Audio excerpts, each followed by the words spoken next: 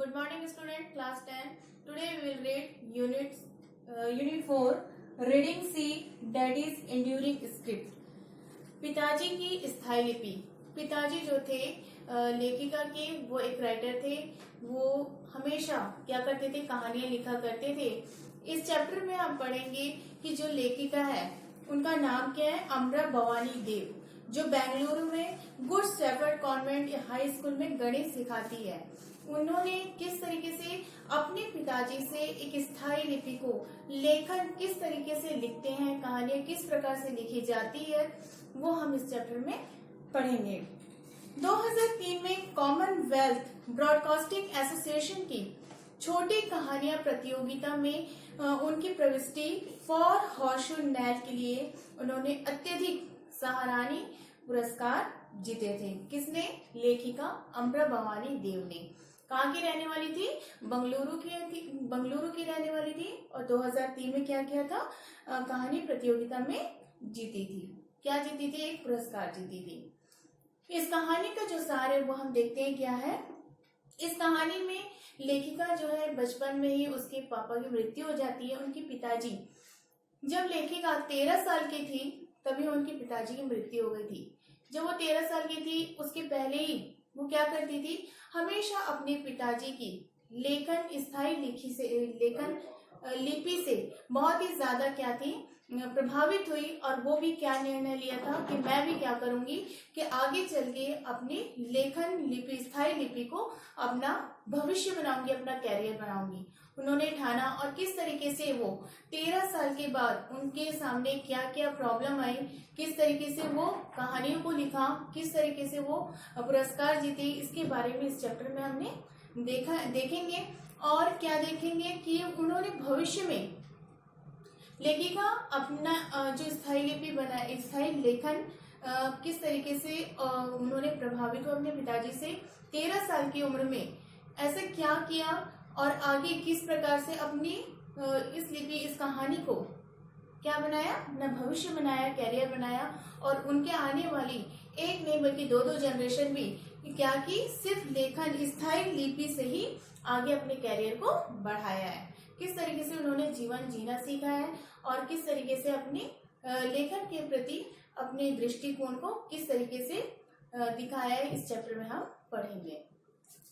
Let's start.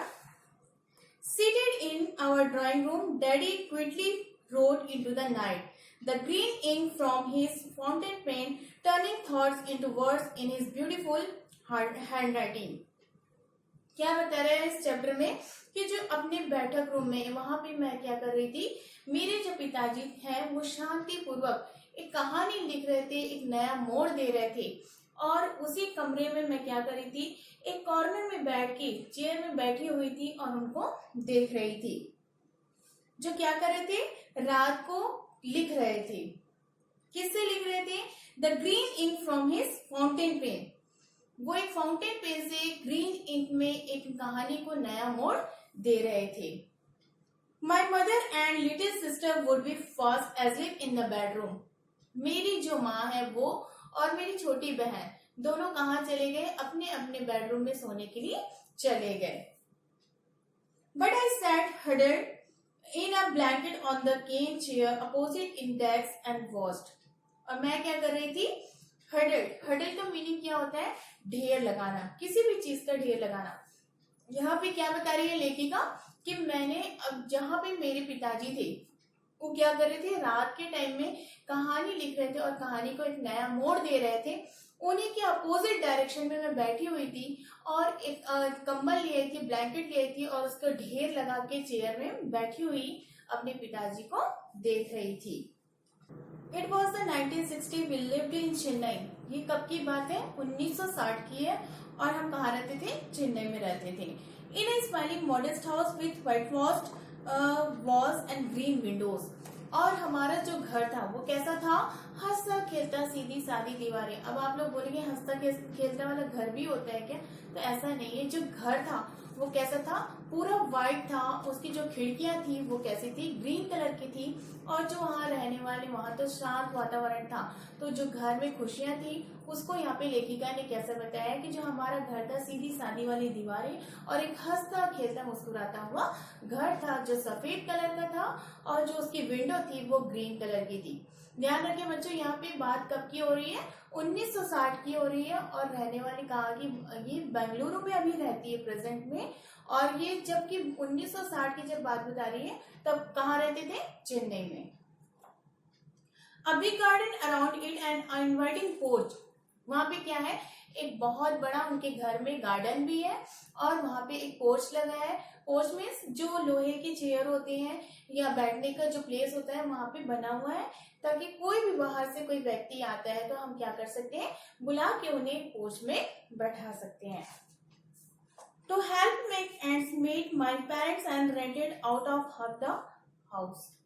और यहाँ पे क्या बता रहा है, घर में कुछ मुश्किलें होंगी, कुछ परेशानियां होंगी, तो वो परेशानियों में क्या हो जाती थी, घर के पेरेंट्स जो लेखिका है उनके माता पिता ने अपना हाउस होल्ड, अपने घर को क्या किया था, आधा घर को रेंट में दे दिया था, किराए में दे दिया था, जिससे उनको घर में घर चलाने में जो परेशानी आती थी उसमें सहायता मिलती थी, मदद मिलती थी।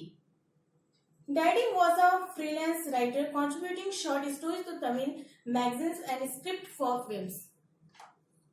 फिर लेखिका यहाँ क्या बता रही है कि मेरे जो डैडी थे, मेरे जो पिताजी थे, वो क्या थे, एक फ्रीलांस मीन्स स्वतंत्र राइटर थे, लेखक थे।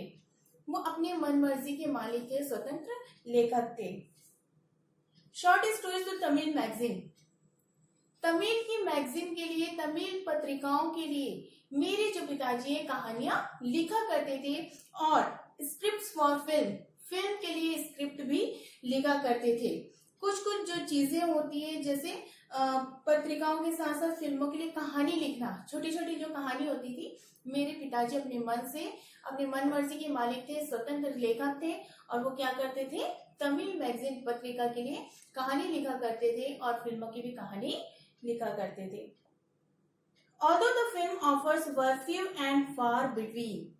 फिर क्या बताया, फिल्मों के प्रस्ताव बहुत ही कम थे।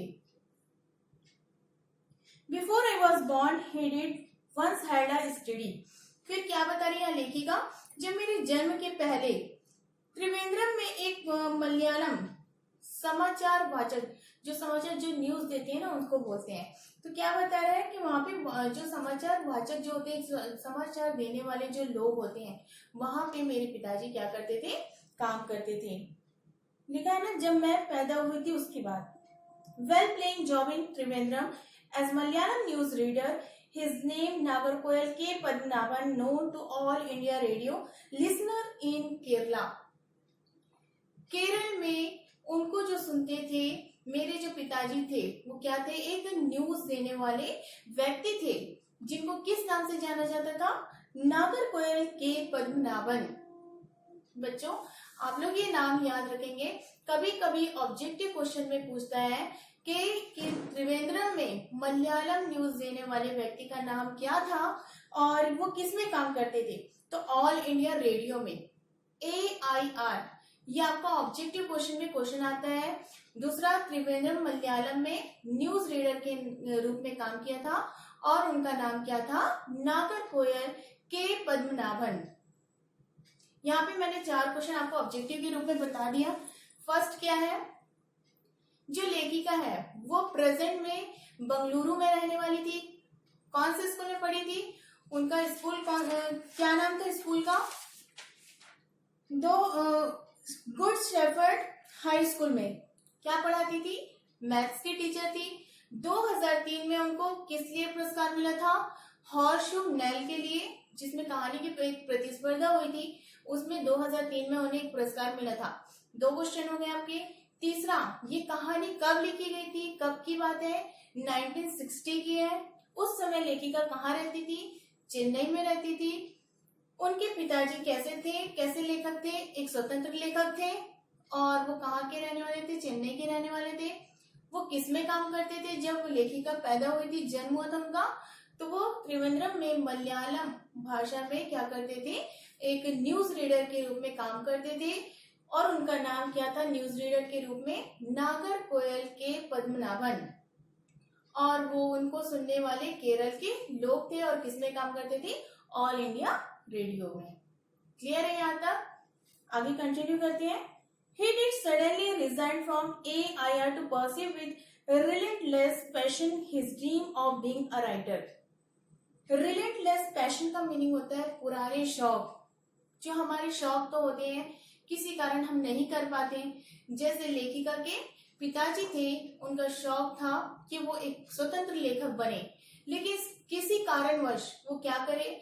ऑल इंडिया रेडियो में काम करे, एक पत्रिकाओं में क्या करते थे? कहानियां लिखते थे।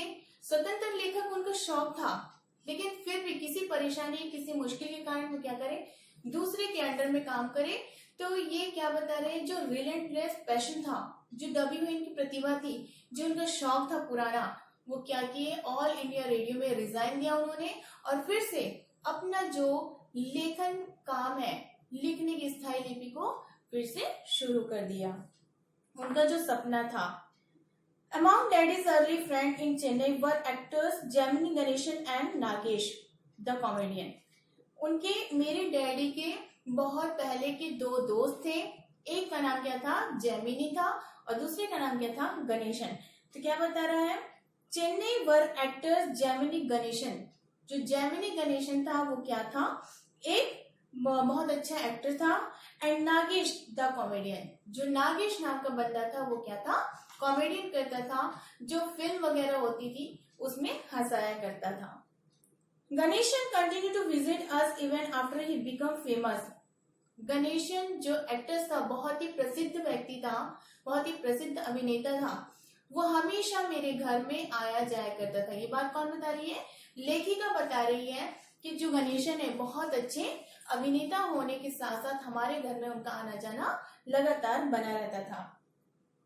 I would look out starstruck and his blue fear draw he in. वो क्या बता रही है? मैं हमेशा उनको देखती थी एक बहुत बड़ी सेलिब्रिटी। आपने कभी देखा है कि जो सलमान खान है, शाहरुख खान है, जितने भी सेलिब्रिटी है, जितने भी एक्टर्स हैं, वो क्या खुद कभी से अपने से ड्राइव करके जाते हैं कार को? पिक्चरों के अलावा जो मूवी होती है उसके अलावा आपने कभी कहीं देखा उन्हें कभी भी नहीं देखा होगा कि वो खुद से ड्राइव करें। तो यहाँ पे लेखिका ये बता रही है कि जो गणेशन है बहुत ही नामी ग्रामी, बहुत ही प्रसिद्ध कलाकार थे। सेलिब्रिटी होने के साथ साथ मैंने देखा कि वो ब्लू फिएट, उनकी गाड़ी का क्या था? कलर था ब्लू था और फिएट गाड़ी में, कार में वो हमेशा खुद से ड्राइव करके मेरे घर आया करते थे। He did tease my handsome dad, calling him Ma Pillai, Tamil for bridegroom, and two would go on talking shop. फिर क्या बता रही है लेखिका कि जो गणेशन है, जो एक्टर्स हैं, अभिनेता, वो मेरे घर आते थे और मेरे पिताजी, मेरे हैंडसम पिताजी को क्या कह के चिढ़ाते थे? माँ पिल्लई, तमिल फॉर ब्राइडग्रूम। जो तमिल में जो दुल्हा होता है उसको बोलते हैं माँ पिल्लई, तमिल में बोला जाता है। तो मेरे जो हैंडसम पिताजी हैं, गणेशन एक्टर्स जो है, मेरे पिताजी को माँ पिल्लई कह के पुकारा करते थे, चिढ़ाया करते थे। And the two would go on talking shop. और वे दोनों बातचीत करते करते कहाँ चले गए? एक शॉप की तरफ चले गए। One thing Daddy had gained early from his writing was mummy. Gain का मीनिंग क्या होता है? प्रेरणा ली। मेरी जो मम्मी है, मेरे पिताजी से बहुत सारी प्रेरणा ली। किसमें? लेखन में। An English literature graduate and avid reader। avid का मीनिंग क्या होता है? उत्सुक। रीडर का मीनिंग पाठक, पाठ पढ़ने वाला। उत्सुक पाठक के रूप में क्या करती थी? एन इंग्लिश लिटरेचर ग्रेजुएट थी। वो क्या थी? इंग्लिश में ग्रेजुएशन किया था उन्होंने।